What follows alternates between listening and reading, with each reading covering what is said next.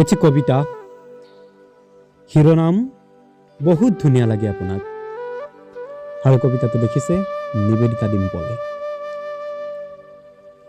আজি মই একোকে নকওঁ বুলি অভিমান কৰি মুখখন ওফন্দাই থাকিলেও একেবাৰেই বেয়া নালাগে আপোনাক, বৰঞ্চ ধুনীয়াহে লাগে।